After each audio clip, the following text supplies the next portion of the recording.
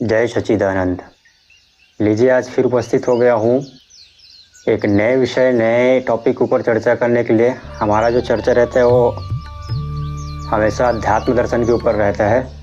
तो आज हम जिस टॉपिक के ऊपर चर्चा करेंगे वो टॉपिक है मनुष्य देह ही क्यों श्रेष्ठ है। मनुष्य देह ही क्यों श्रेष्ठ है। तो आप जानते हैं कि ये जो हमारा शरीर है मनुष्य शरीर है, ये तो सभी जानते हैं, बताने की कोई बात ही नहीं है। मनुष्य शरीर को श्रेष्ठ कहा गया है। किससे श्रेष्ठ कहा गया है? बाकी जो जीव हैं, जितने भी जीवधारी हैं ब्रह्मांड में, इस पृथ्वी पे जितने भी जीव हैं, पशु पक्षी है, उनसे सबसे ज़्यादा श्रेष्ठ मनुष्य है। क्यों मनुष्य शरीर को श्रेष्ठ कहा गया है? इसके पीछे कारण यह है कि मनुष्य का जो शरीर है वो नए कर्म को बनाने में सक्षम है, नए कर्म को बनाने में सक्षम है।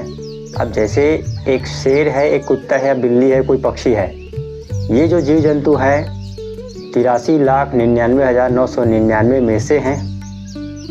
तो जो 84 लाख योनियों में से मनुष्य का शरीर ही एक ऐसा मात्र शरीर है या एक ऐसा जीव है जो सुख और दुख दोनों को भोगता है, लेकिन साथ में वो नए कर्म को भी बना सकता है। लेकिन 83,99,999 जो जीव है वो सिर्फ और सिर्फ भोगने के लिए, सुख और दुख को भोगने के लिए ही वो इस संसार में उत्पन्न हुए हैं। क्या आप इस बात को समझ पा रहे हैं? जैसे एक बिल्ली है, वो बिल्ली 3 दिन से भूखा है, उसको कुछ भोजन ही नहीं मिल रहा है, खाना नहीं मिल रहा है। उसका भोजन क्या है? चूहा या कुछ भी मांस जो खाता है। उस बिल्ली को 3 दिन से भोजन नहीं मिल रहा है। क्यों नहीं मिल रहा है? उसके पूर्व जन्म में उन्होंने ऐसा कुछ किया होगा कि इस जन्म में उसका प्रारब्ध उसे फल दे रहा है, इसलिए वो 3 दिन से भूखा है। अब बिल्ली सिर्फ दुख भोगने के लिए और सुख भोगने के लिए ही उसका जन्म हुआ है। हो सकता है वो बिल्ली आज जो 3 दिन से भूखा है, वो बिल्ली जन्म लेने के बाद से अपने मृत्यु पर्यंत तक कभी भूखा न रहे, ऐसे परमात्मा ने उसके भाग्य में लिखा होगा। अर्थात बिल्ली जब जन्म लेगा और जन्म लेने के बाद में जब तक वो मरेगा तब तक उसको रोज निरंतर भोजन मिलता रहेगा, ऐसा उसके प्रारब्ध में लिखा, ऐसा हो सकता है। तो निरंतर वो भोजन प्राप्त करा, इसका अर्थ यह है कि वो सुख भोग रहा है। और बिल्ली कभी भूखा है, कभी खाना मिल रहा है, अर्थात वो दुख भोग रहा है। लेकिन मनुष्य भी कभी दुख में, कभी सुख में, कभी दुख में, कभी सुख में, ऐसे वो पड़ते रहता है। तो ये क्या है? ये तो भाग्य है, प्रारब्ध तो है। कभी सुख मिल गया तो प्रारब्ध में था, पुण्य फलित हुआ है तो सुख पाया है। अब कभी उसको दुख मिल गया, किसी व्यक्ति को, किसी मनुष्य शरीर को दुख मिल गया, तो उसके प्रारब्ध में, उसके पूर्व जन्म में उसने ऐसा कर्म किया होगा, इसलिए वो दुख पा रहा है। तो सुख और दुख मनुष्य भी भोगता है जैसे बाकी जीव भोग रहे हैं, लेकिन मनुष्य के शरीर में वो एबिलिटी है, वो क्षमता है कि वो नए कर्म को बना सकता है।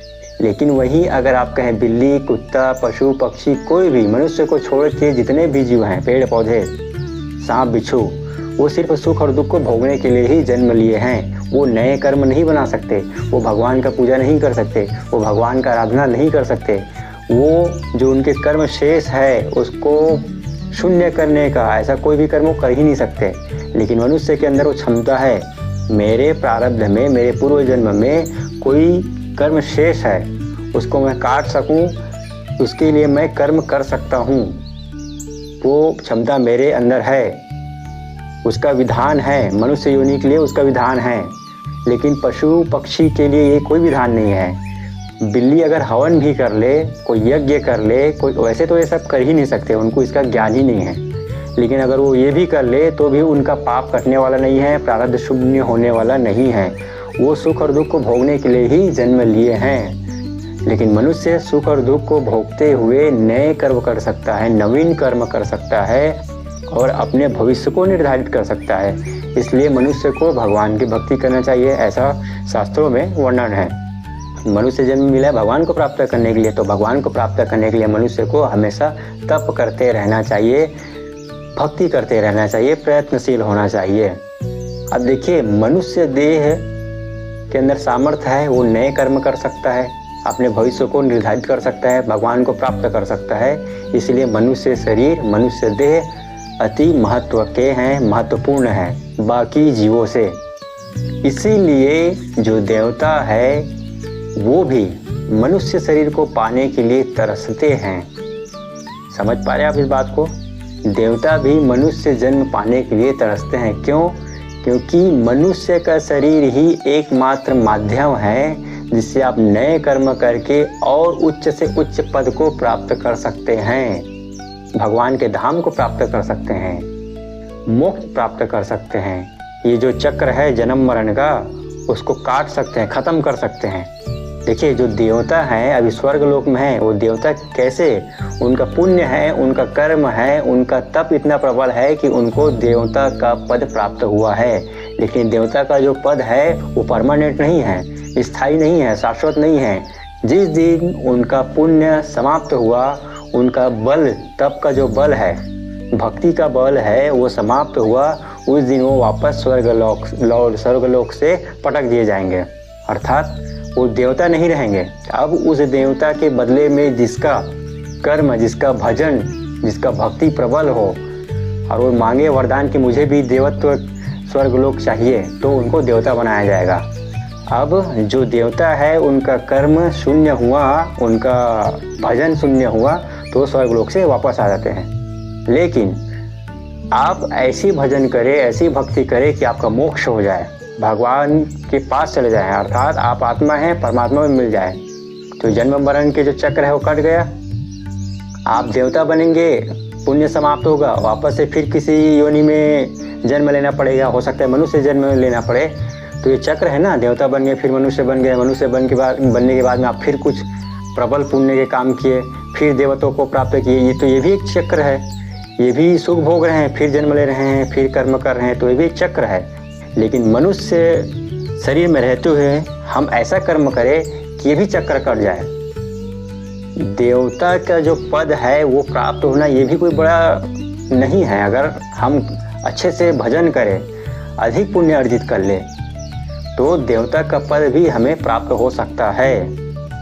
लेकिन उससे और कई गुना मोक्ष पाने के लिए, आत्म साक्षात्कार के लिए भजन की आवश्यकता होता है। और ये जो एक बार मोक्ष हो गया, आत्म साक्षात्कार हो गया, अहम ब्रह्मास्मि, अर्थात मैं आत्मा हूँ और मैं ही परमात्मा हूँ।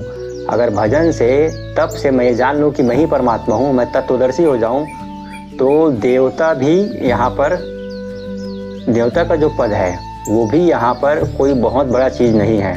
अर्थात आप जहाँ से आए थे, परमात्मा से निकल के आए थे, परमात्मा के ही हम तरंग हैं, वहाँ से निकल के आए थे, हम वापस उसी परमात्मा में जाके मिल गए। और देवता कौन है? देवता वो है जो संसार को चलाने के लिए एक सिस्टम, एक तंत्र बनाया गया है भगवान के द्वारा। तो देवता उस सिस्टम को, उस व्यवस्था को बनाए रखते हैं, वो देवता है। जब उनका पुण्य समाप्त होता है तो वापस वो दूसरे योनि में चले जाते हैं। इसलिए मनुष्य शरीर श्रेष्ठ है, क्योंकि हम ऐसे नए नए कर्म करके हम देवता का भी पद को प्राप्त कर सकते हैं। और तो और परमात्मा जहाँ से हम आए थे, उस परमात्मा से हम निकल के आए हैं, उसी परमात्मा में अपने प्रबल तप के द्वारा वापस जा सकते हैं, उस परमात्मा में मिल सकते हैं। इसलिए मनुष्य का शरीर श्रेष्ठ है, ऐसा कहा गया है। कई महापुरुष कहते हैं कि मनुष्य जन्म जो है अमूल्य है, इसे व्यर्थ में, छोटे छोटे उद्देश्यों में खर्च नहीं करना चाहिए। आप इस बात को समझ पा रहे हैं? मनुष्य जन्म जो है अमूल्य है, इसे छोटे छोटे उद्देश्यों में खर्च नहीं करना चाहिए। इसलिए जो इसका कार्य है, जिस उद्देश्य के लिए शरीर मिला है, उस उद्देश्य को सबसे पहले प्राप्त करना चाहिए। तो वीडियो कैसा लगा है बताइए कमेंट करके। मिलते हैं दूसरे वीडियो में, तब तक के लिए जय सच्चिदानंद।